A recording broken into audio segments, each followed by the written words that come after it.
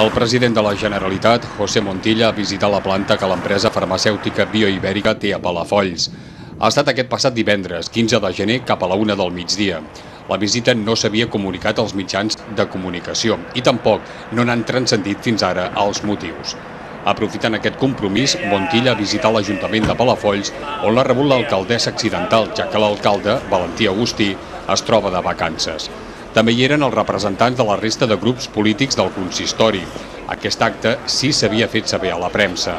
En el seu Parlament, Montilla s'ha referit a temes d'actualitat com la negociació sobre el finançament, que ha assegurat que ja es troba en la que és la seva recta final.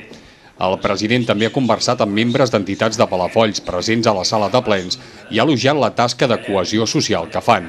Montilla ha explicat que la seva visita s'emmarca en la ronda de desplaçaments que està realitzant per comprovar in situ la marxa de projectes importants com ara la perllongació de la C32. Respecte a equipaments desitjats pel municipi, com ara el centre d'atenció primària o l'institut, ha afirmat que estan ben encaminats. Jo crec que els projectes que en aquest moment preocupen a l'Ajuntament estan ben orientats. L'IES en concret crec que estarem en condicions molt properament ja d'adoptar els acords pertinents per part del Consell de Govern de la Generalitat. I també aquesta part de la comarca aquest any 2009, entre altres coses, farà possible que comencin les obres també de la prolongació de la C32, que és molt important i una gran inversió.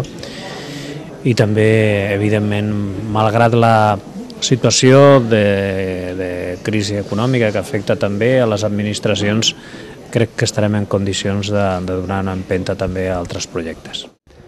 El president s'ha pres una bona estona per escriure unes ratlles i signar el llibre d'honor de l'Ajuntament perquè quedi constància de la seva visita.